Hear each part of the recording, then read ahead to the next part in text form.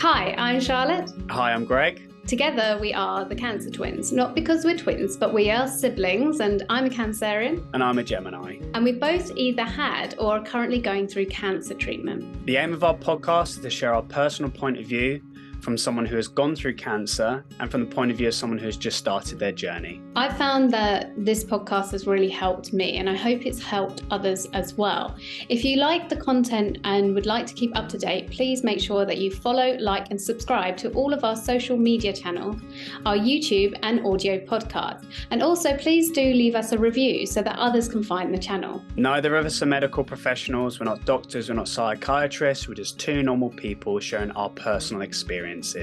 The subject of cancer is understandably a very difficult one and not suitable for all audiences. From time to time, we may use bad language. Well, without further ado, let's begin our chat. So today, interesting one, because obviously you were a young person suffering from cancer, as I'm supposedly a young person, but I am in my third century. Third century? No. Third century, she's 300 years old. She's fantastic for her age. No wonder she's got cancer by this age. I'm in my third century. I'm immortal. I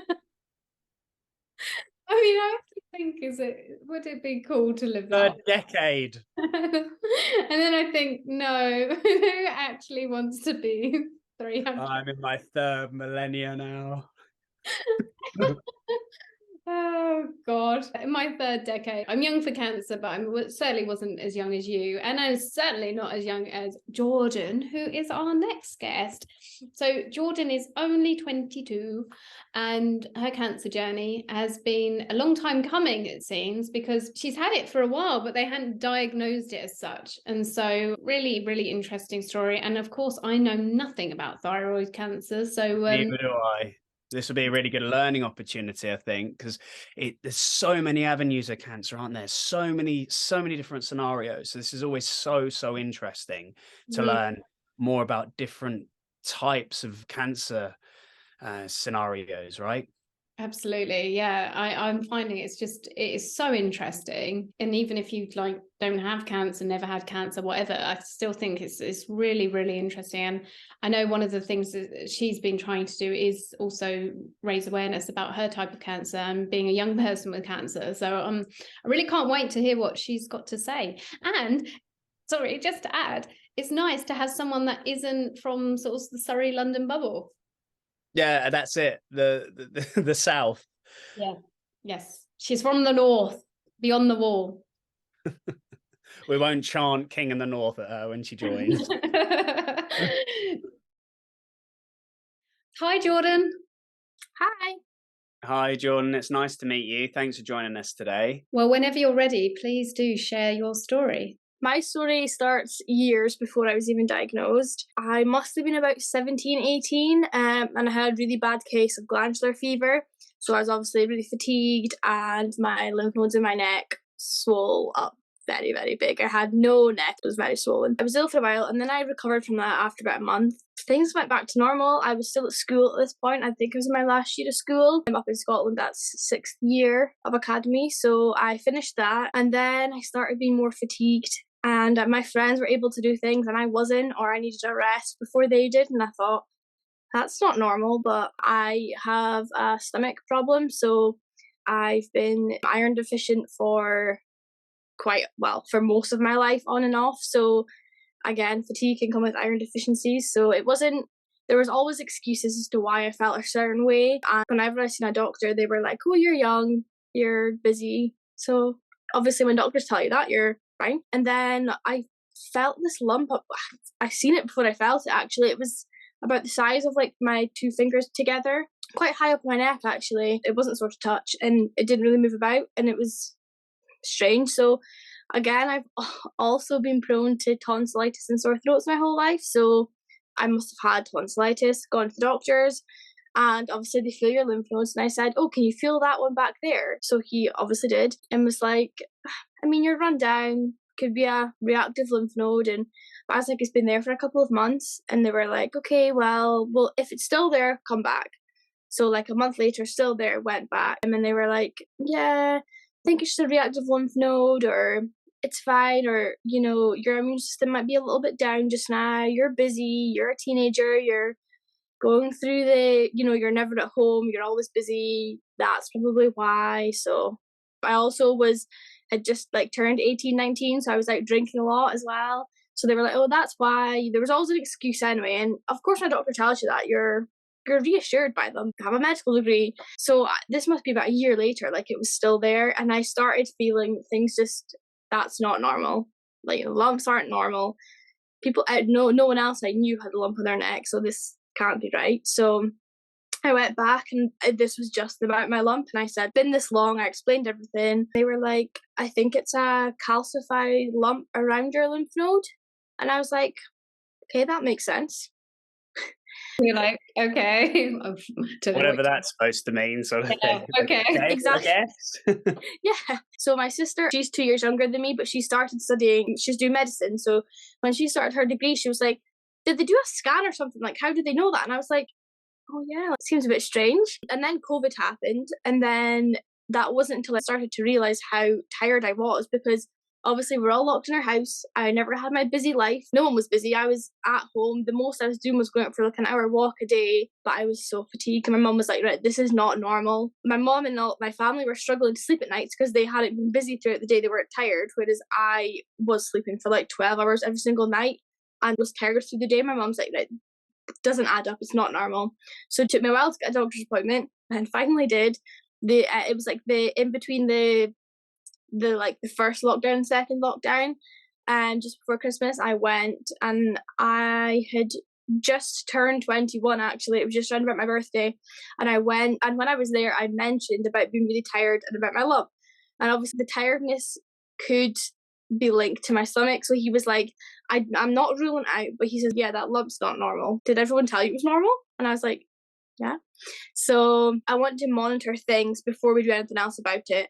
So I seen him every single month for the next 3 or 4 months, and he was like, yeah, that lump's not changed. It had gotten a little bit bigger, he said, and he was like obviously checking on my lymph nodes and stuff. So he was like, no, this is not something that I can deal with. This needs to be checked out. So he said he will get in touch with the hospital. So I drove to work. I was half an hour into my commute, and he phoned, and then he said, I've spoken to the hospital and they want you in tomorrow morning. And I was okay. So I was like, okay, right, where am I going, whatever. And then I came off the phone and I just burst into tears. They don't bring someone into the hospital the following day unless it's serious. It was that, right, everything that I was thinking is starting to actually happen. That like reality check, okay, my gut instinct was right. So I phoned my mom, I phoned my sister for her reassurance, and they were like, are you going to go to work? Well, I think I'd rather be at work than sit at home the whole day and evening. Worrying about it. Yeah.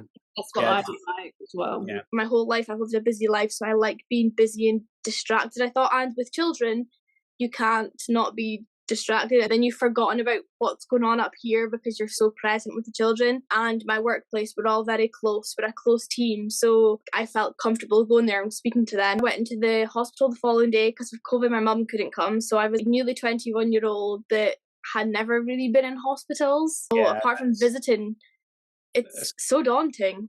It's got to have been pretty hard at that age to do that alone. From what you said, it's really interesting. Bit of a common theme here from what you said, from what I've experienced, and from what the other guests have said. And I think for someone who's going through it as a teenager, I was also a teenage case as well. Yeah. It really depends on the luck of what doctor you get. Sometimes it's like they want to think the best, and they want to think, oh, you're so young, you're healthy, it's going to be fine. But then eventually when you do get that doctor that's like, hold on a minute, this doesn't seem right, that's when we then get to a resolution. And it's a challenge because we're always told to check and to catch it early, and it's lucky when we do. But in my case, it was similar to yours. I had a lump after swimming.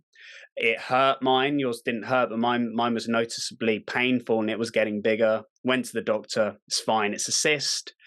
Didn't go away after skiing. Said it would burst naturally when I go skiing if I fall over. But it didn't. Thank God. Thank God it didn't. He said it will just go. It will just disappear. But eventually, it got to a point, there was one doctor who said, yeah, I think it is a cyst, but that is a weird place to have one. He was like, can I take pictures? But they still did no follow-up from that. It was only to the day of surgery where it's like, okay, it's out. And they ring, they're like, oh, guess what? It's cancer. Come in. Like, do you see what I mean? So I can really empathize with that. But one thing I'm really grateful is that you kept pushing and you kept saying, like, look, this is weird. I know my body. Yeah. And this is what we're trying to encourage people to do. I get it. It's hard. Doctors do their best. They want to think the best of a scenario. They will assume that you're fit and healthy. But it can be tricky to try and get that diagnosis down. Yeah, definitely. I think that, obviously cancer is very common in the sense that it's 1 and 2, but proportionally it's definitely over the age of, 50s, 60s, really, 60s plus. It is. And so most people who are younger, they have a lump or something, they don't straight away think it's going to be cancer, and neither do the doctors. There's so many possibilities that you're like on a scale of probability, it's one possibility of many. I think what's worrying though is when they dismiss, if you're persistently telling them that you have various symptoms and they're not even testing you for anything, that is really concerning. And I think that, it's about awareness, I think. And you have quite rightly said that you had a bad feeling about it. And I think pretty much everyone we've spoken to, right? Everyone we've spoken to had the same. And it is so dangerous when you are young, if you've got cancer and they are not treating you very quickly, because once you go secondary, and as a young person, your body is reproducing at such a rate that you're going to get there a lot quicker, which is why they do prioritize younger patients. So, but they only do so once they've decided actually it's cancer. Yeah. I think another real big point here on from what we've been talking about is, when people say, 30 years ago it was a death sentence, modern medicine is so much more advanced nowadays. We still really haven't got it right when it comes to diagnosis here, because we're still getting so many people getting misdiagnosed, and that's delaying the diagnosis, and then that's delaying the treatment, and then leaving that extra opportunity for affected the cancer to develop, right? So what happened next then, Jordan? When they called you in, what happened? So I think they sent me for a chest x-ray and took bloods from me, and I was in for hours. I was in this clinic in a room by myself, obviously because of COVID. What I had to do wasn't daunting, but just the being in a room, being in a hospital, my mum not being with me, it was really daunting. Reality check, this isn't just a virus. Best case scenario, they might come back and say it was just a virus, but gut instinct, and I knew that it wasn't almost. So I had that. I was in for hours, and all the staff were so lovely, which I think kind of, helped that a little bit. Next step will probably have to be a biopsy, because we have as much information as we can do today. We need the biopsy. So they said that would be a neck ultrasound and with a fine needle aspiration, which is just like a needle biopsy, basically, where they collect cell samples. Because of COVID, it'll be a bit of a wait. I was like, okay. So I left about a month and I was still waiting. They were so urgent to get me in the next day, but then I'm now waiting for this biopsy. Like, this is serious now. The whole system is just ridiculous at the moment, and well, still is. And then I got my appointment through, so it was 6 weeks after I went in for my ultrasound and neck biopsy. In my whole journey, it was an easy part of it, but at the time it wasn't. The person doing the scan, she was lovely, and she never gave anything away to me, and I wasn't actually assessing how she was acting, if that makes sense. Like, she put it on quite well. All the doctors and myself were more thinking it was like lymphoma, because I had thyroid bloods done and they were all totally fine until she was doing the scan, and she said to me, oh, there's a lesion, there's something on your thyroid that just doesn't look right. She's like, well, I'll see if I can get a biopsy from it. I can't get anything from it because it's so small. 2 weeks exactly after my scan, and I got the phone call saying, we have your results, can you come in tomorrow? And I burst into tears, because I was like, that's it. I know it's bad. I can't say to people, oh, I think it's cancer, but I knew. I was just like, it's not good. So My mum and dad were on holiday at the time. They were due to get back the day after I would get my results. So I phoned them. It's fine. Obviously, I'm a bit upset, but I don't want you to worry. It's fine. I'll go to the appointment myself and I'll see you the following day. And they were like, no, we're coming home. And it was a doctor and a nurse that came into the room. My mum came into the hospital, into the waiting room, and was told, you won't get in, COVID. Then the nurse came out to get me, to take me to see the doctor. And the nurse was like, no, it's okay, you can come. To my mum, another sign that's not a good sign.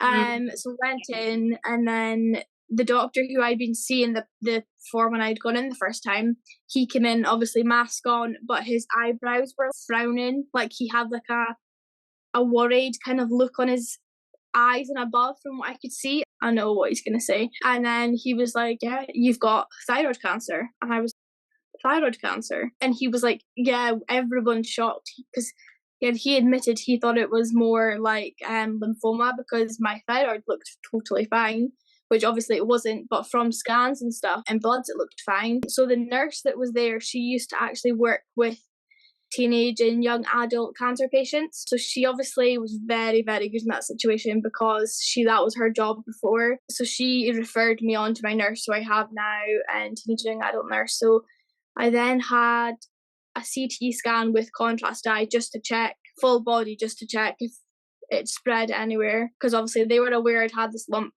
for years. And obviously, so thyroid cancer tends to be like a lump in your thyroid, whereas I now had a lump in a lymph node quite high up in my neck. So they knew it had spread to the lymph nodes in my neck. So they obviously knew I had been sitting with cancer in my body for a good 4 years or a lot longer. Had more bloods taken, and then the full body CT scan with contrast dye. And then they were like, okay, your surgeon will phone you in 3 days' time. So I had to leave the hospital with not much information. Yeah, longest 3 days of your life, I bet. Yeah, Right. and it was like, I have cancer. Am I allowed to be at home? I had no idea. So we phoned my dad and my sister to tell them as we were leaving the hospital. It's so strange to say, and I think other people wouldn't understand where I'm coming from when I say this, but when I was diagnosed, I wasn't sad. I wasn't angry. I wasn't even really that scared. I was more like relieved, because I'd obviously had this gut instinct for such a long time, for years.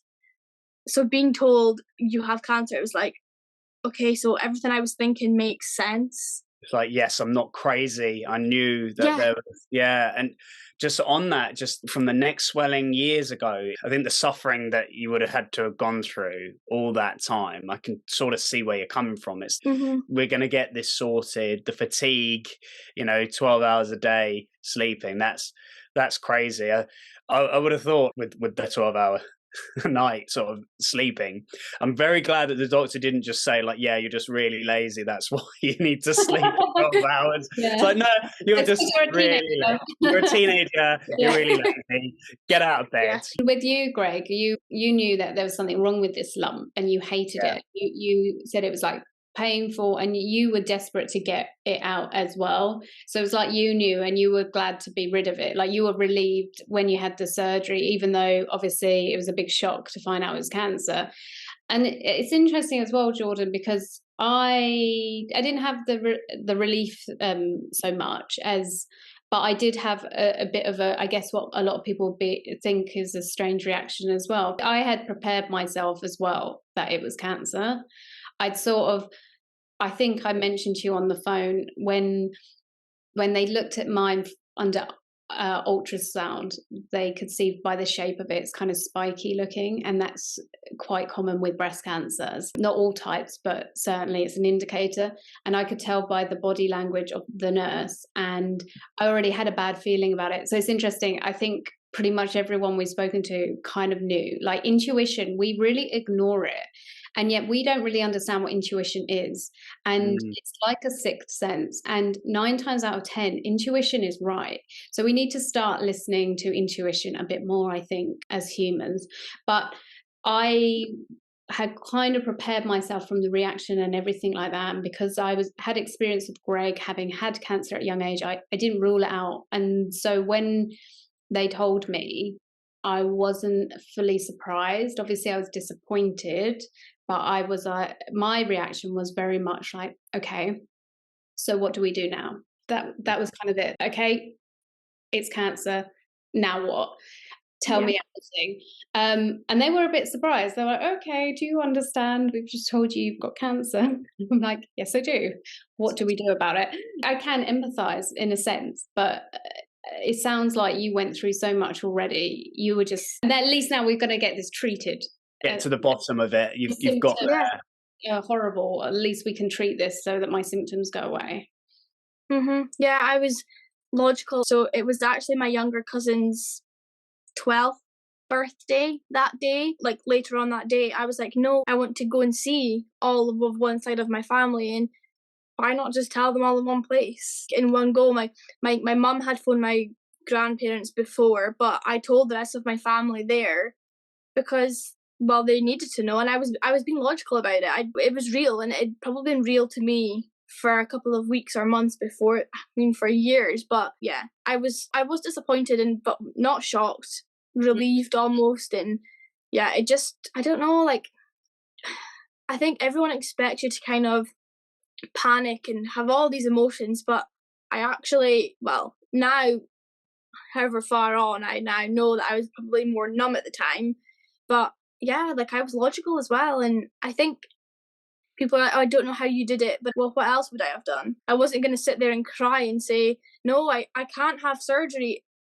That's what you have to do. You have no other option but to be strong. And I hate when people say to me, oh, you're such a fighter, you're so strong. And what else was I going to do? Yeah, I think we talk about this quite frequently. The whole reaction, you're so brave. It's like, stop calling me brave. I'm just being practical. And there is like two options really: give up, pretend it's not happening, cry, or just get on with it and try and tackle it head on.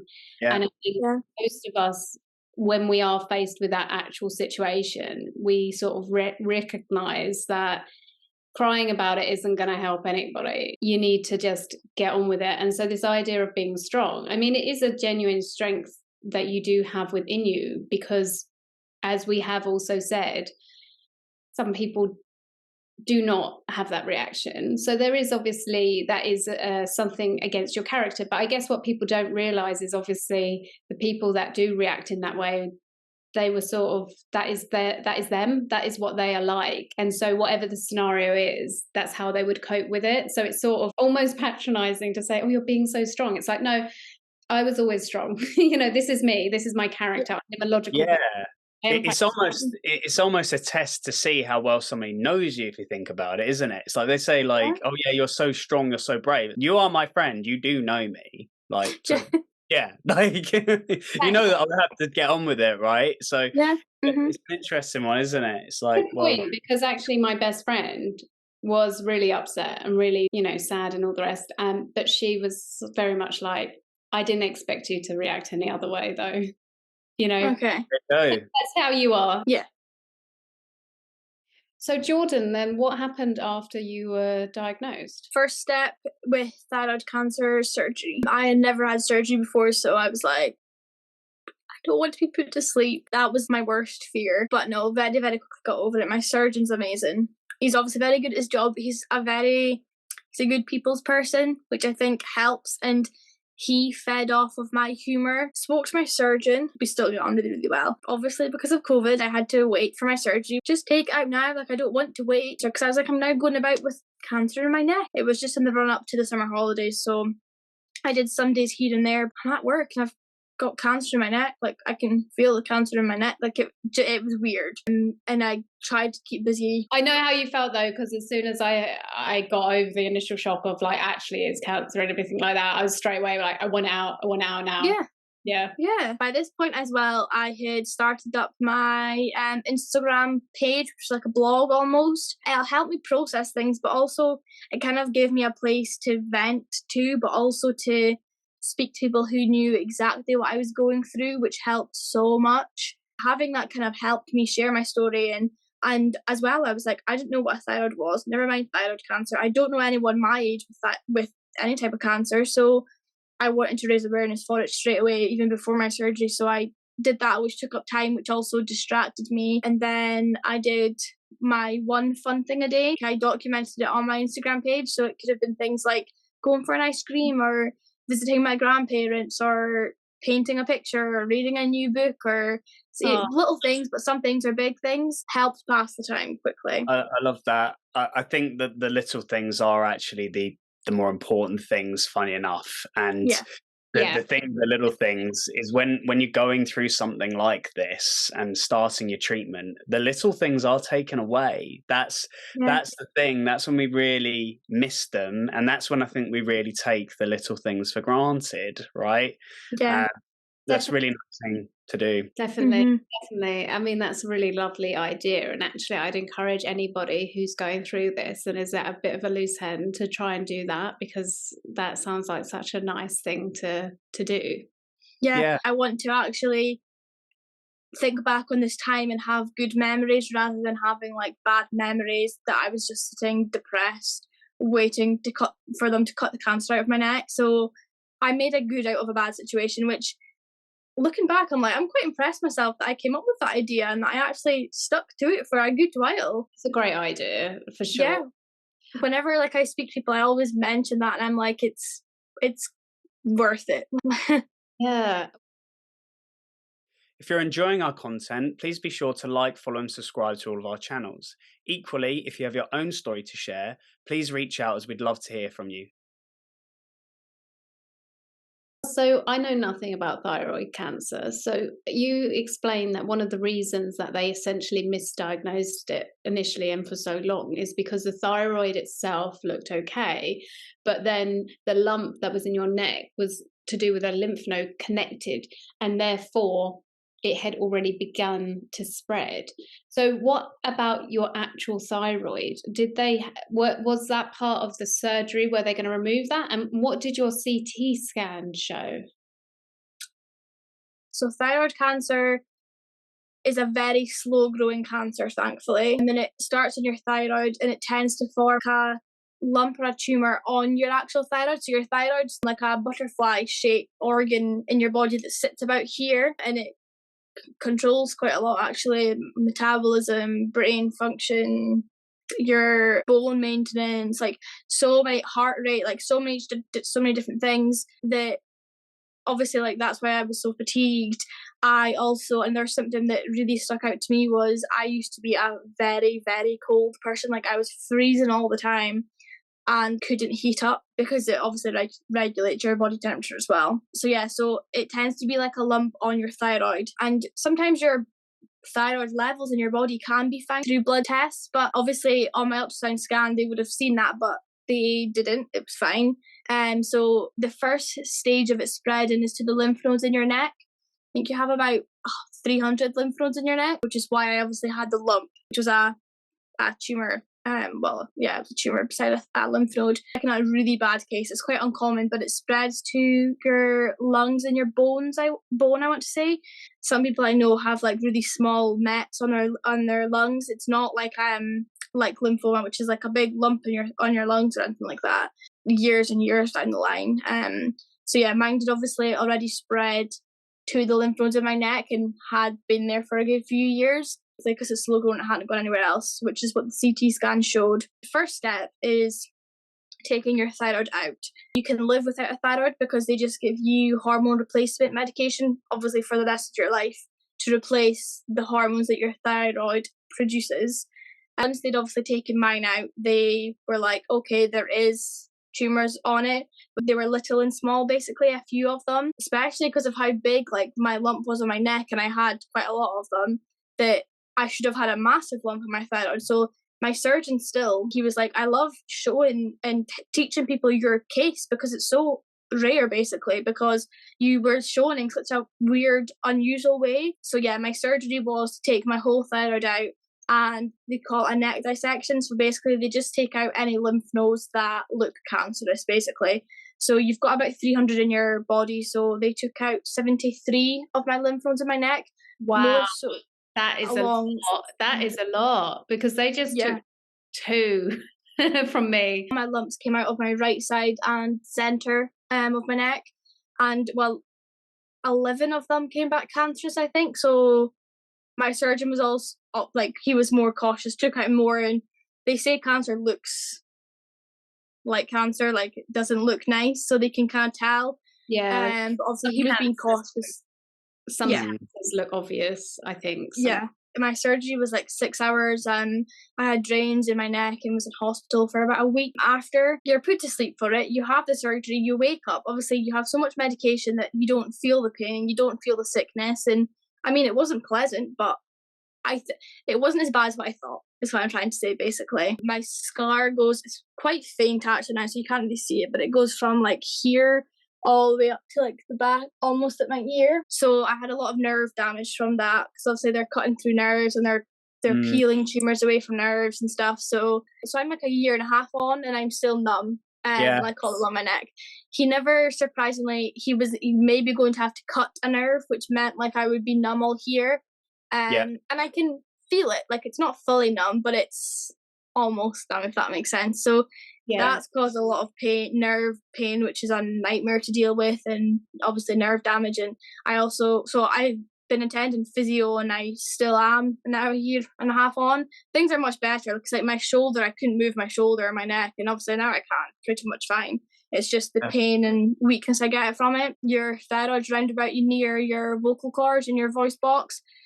They're very cautious. I'm on nerve pain medication, but like I'm 21 and my pill box is ridiculous. So I'm like, I don't want to be on all of this. So I'm back to physio just now, but the recovery obviously took a while, and in total I was off work for 10 months, but obviously my treatment was part of that 10 months as well as the surgery. But the surgery was more just the nerve damage took the recovery so long. But it does take an awful long time. Nerves. I actually had a jaw operation when I was 19, so they had to they cut internally back and all up at the top jaw.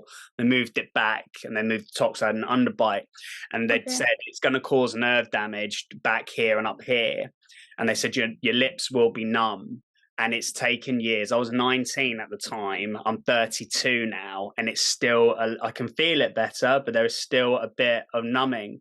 Nerve damage, it does take an awful long time. So I would say stick at the physio. It will come back, it will improve, but you've just got to be patient with it. So I had a nose operation because I broke my nose when I was a teenager, and it was like a twisted, so it was like inside it blocked all my airways, and I had like sinus issues and stuff. So they operated on that, and they had to cut here to do it.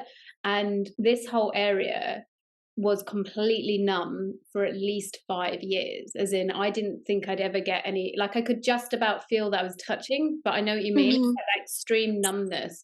And enough, when it did come back, it came back initially like hypersensitive, so all inside my nose and stuff, it was like almost like the lightest touch was extreme. So it's sort of weird. Nerves are weird. Again, as Greg says, it's time. They do come back, but they take an awful long time. And I think obviously everyone's a bit different too. We all heal at different rates.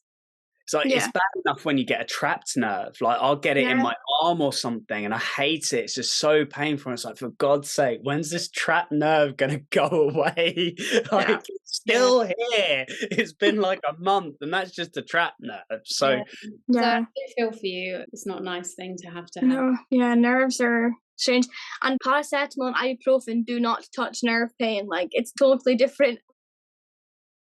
Did you have to go through radiotherapy? Did you have to have any chemotherapy? Or was it the operation? Then you've got the physio and sort of hormone medication. The hormone medication I'll be on forever, for the rest of my life, and it's now become normal that in the morning first thing I take 2 tablets and that's it. Thyroid cancer, again, chemotherapy doesn't really react to thyroid cancer, and radiotherapy is more used when it's like spread to the lungs or to the bone. So it's technically like a targeted radiotherapy. It's called radioactive iodine therapy.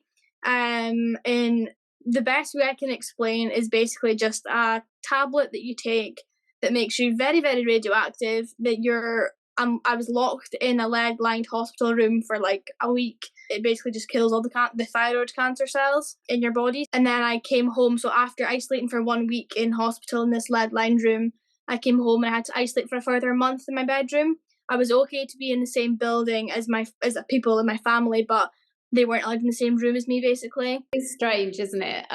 Before Yeah. my tumor was removed, they injected me with a radioactive dye that lasts for 24 hours, which identifies any lymph nodes that are connected to the tumor, so that they remove those and analyze them just to check.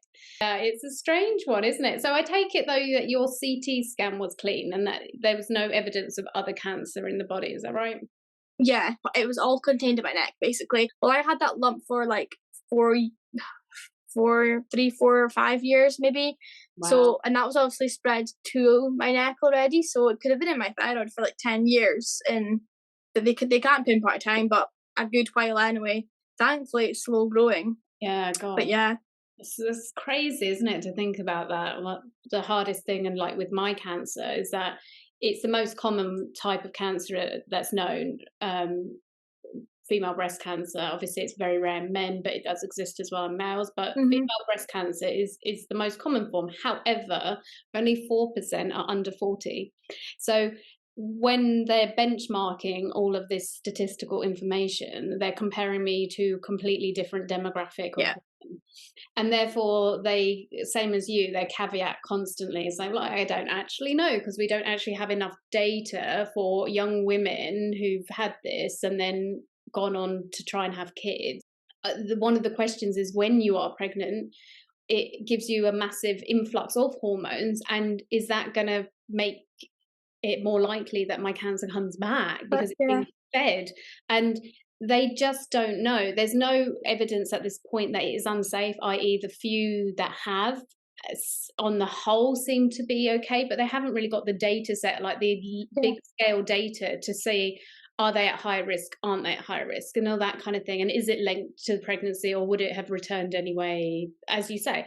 So it's always such a grey area. And I think it is for most young cancer patients, because again, the majority of cancer patients and the majority of cancers are related to older people. And so it's horrible, isn't it? You kind of have to become a bit of a mini expert, I guess, because, well, it depends what kind of person you are, but like, I think knowledge is power, and you kind of got to educate yourself a little bit, because, as you say, these doctors, they have so many different disciplines and things to learn and understand, and they can't all be experts in everything. Hence why you get misdiagnosed more frequently with something like this, until you see the right doctor who recognizes it for what it is. So it's kind of becomes a little bit on you to sort of get your head around a lot of these things, to know what to expect and what you should be doing and shouldn't be doing and all that.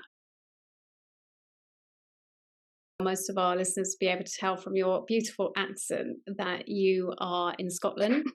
So one of my questions as well is that Greg and I actually live really close to the Royal Marsden in Sutton, and most of the guests that we've spoken to have either been going to the Marsden in Sutton or the Royal Marsden in London. What's the setup for you in Scotland with regards to your treatment? Do you have to go quite far? I mean, whereabouts in Scotland are you as well? Tell us a bit about that.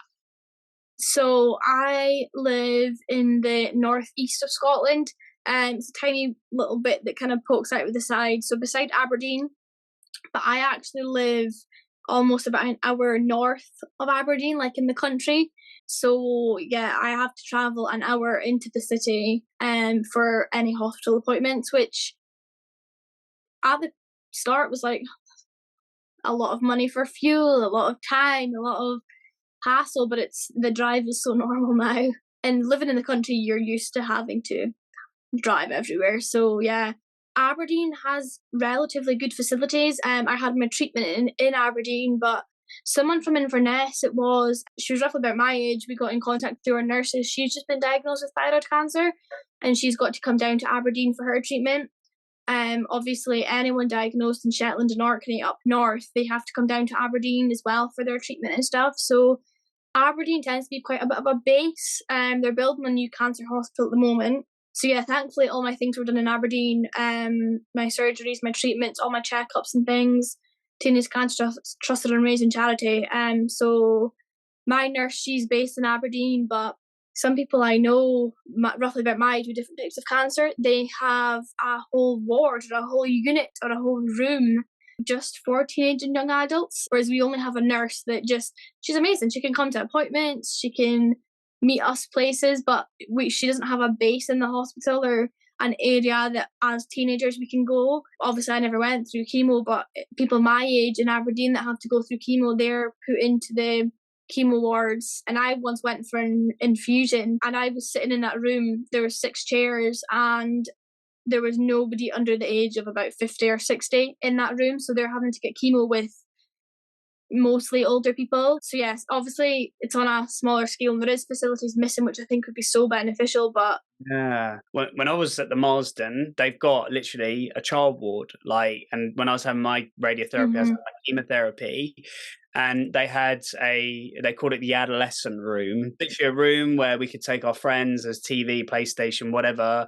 and you'd either you had a choice of staying in a ward with the others, a group of you, or you could just opt for your own room with your own television, your own bed, your own bathroom, if you just wanted to sort of have your own space. That must be really tough, because I used to like my own space, because I'm a terrible sleeper anyway, I'll admit that, and I can't sleep on wards. So I was always like, no, I want my own room, and then when I want to socialise, that's when I go into the classroom area, or I will go into the adolescent room and I'll chat to the others, or go over into the ward and say hi. I can't imagine at the age of 14, or even your age 19, having to be sat there with people who are maybe in their 50s. That must have been quite intimidating.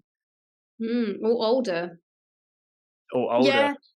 Yeah, so when I was in for my surgery, I mean obviously surgery's different, but I had a room by myself, but on the whole ward there was no one under 60 even, and it was just like, when I was on the oncology ward, I was on the ward, and there was 3 other women on the ward, and they were all above 50, and it's so bad, but you can feel the looks that you get and the pity that they are looking at you because you're so young. And the amount of times that someone has said, "Oh, you're too young," and I'm like, well, no, I wasn't.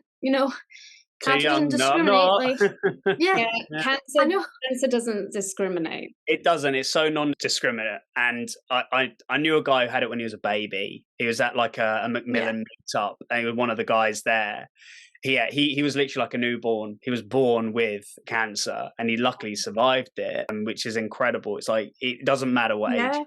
No one's too young, no one's too old. So pack it in. Yeah, exactly. So Jordan, sort of one of the things that interested me is, obviously you talked about, the cost of petrol to get there, and not being able to work for quite a long time during this period. And I know we also discussed on the phone the fact that you're back to work now, but you've had to go part-time. And so I was wondering a bit more about that financial impact that actually having cancer has had on you, because it's something that we've only gently touched on, but it sounds like it has had quite a big impact, and especially when you're at this sort of age in your 20s where you kind of just started to get into your career and things. Yeah, so I had planned to move out, before COVID. Then COVID happened, so I couldn't, which is almost a blessing in disguise, because then it came to me being diagnosed just after COVID, and I thankfully still lived at home with my mum and dad, which, as much as I just wanted my own independence, now thinking about it, was so glad to be at home with my parents to help me look after me, especially after my surgery, but also the financial burden of I don't have my own place to have to pay for.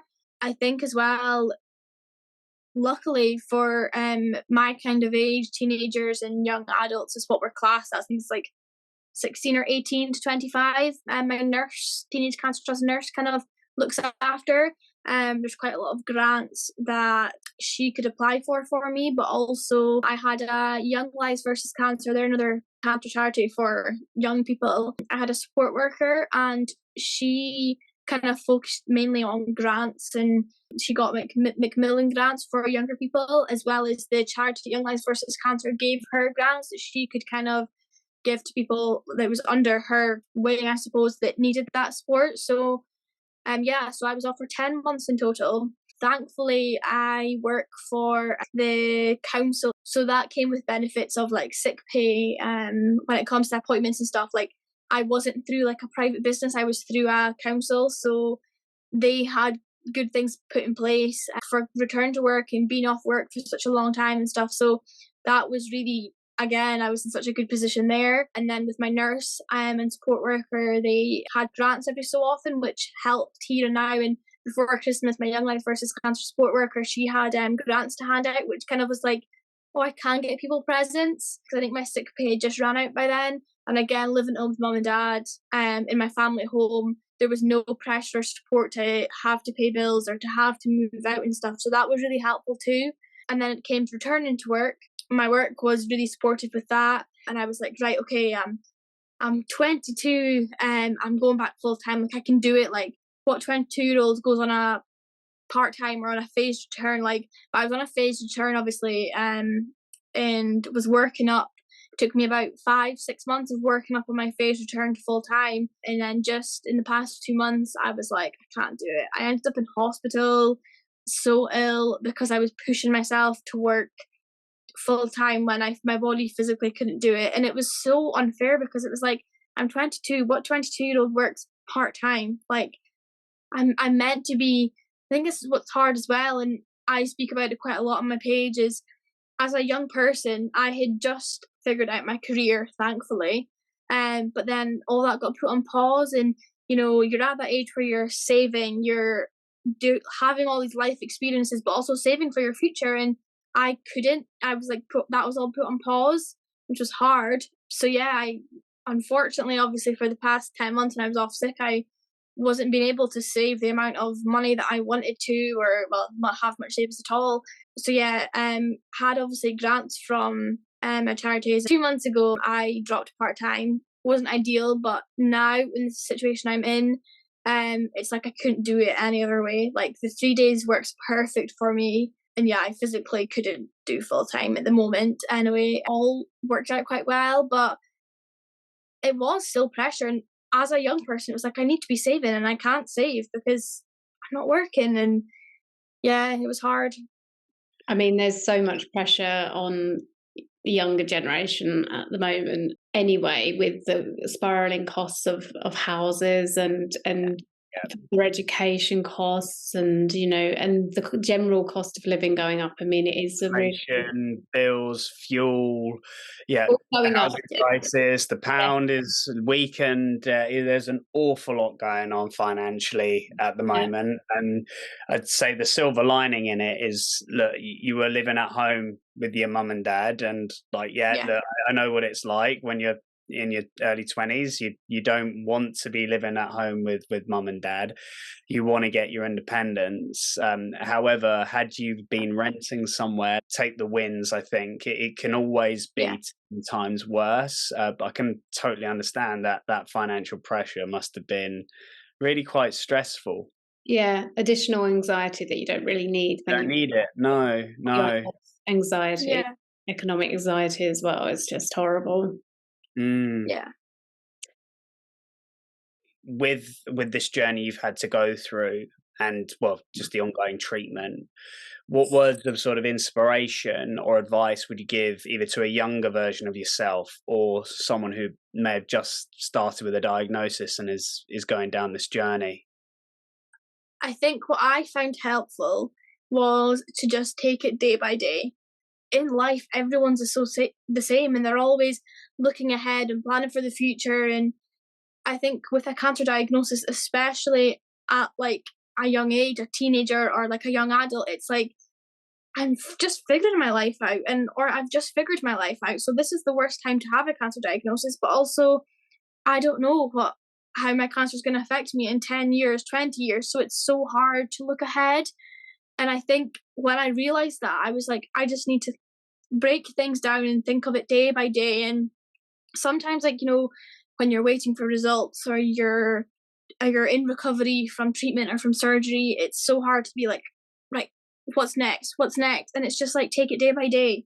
You've still got to get through those tiny wee steps of an appointment or a checkup or something. Just take it day by day. And sometimes when it's so heavy, taking it hour by hour, minute by minute, if that's what it is. But yeah, take things day by day, and that's how I look back on things and how I would have benefited from it. But whenever anyone asks me, I'm always like, take it day by day. It does help. I think that's really good advice, and it's aligned with the feedback that others on this channel have said, our guests. And you know, you have good days and you have bad days, right? So you do need to sort of allow yourself to do that. I think it's really good advice. So anyone listening going through anything similar, just take it one step at a time. Yeah. Well, it's been really lovely to meet you, Jordan. Really, really nice. I've really enjoyed chatting to you.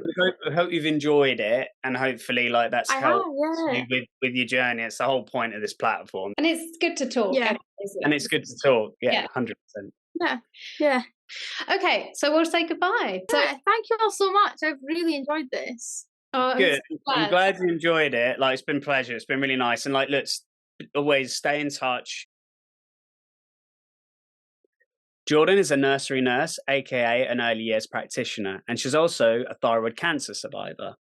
Jordan has had a lot of involvement with the Teenage Cancer Trust and Stand Up to Cancer to help share her journey, awareness, and support those going through something similar. Jordan has also documented her journey on her Instagram page, Jordan's Thyroid Cancer Journey. All of the information is below in the description. Additionally, Jordan received some really helpful financial support from Macmillan and Young Lives vs. Cancer. If this is something of interest, all the information is down below in the description. Nice to see you. Thank you very much. Jordan. Have a good evening. Bye. Bye. Bye. If you've been enjoying our content, please make sure that you like, follow, and subscribe to all of our social media channels, our YouTube channel, and our audio podcasts that can be found on Spotify and Apple Podcasts. Additionally, please make sure that you leave us a review because it helps others find the channel. And finally, if you've got a story to tell, please let us know, as we'd love to hear from you.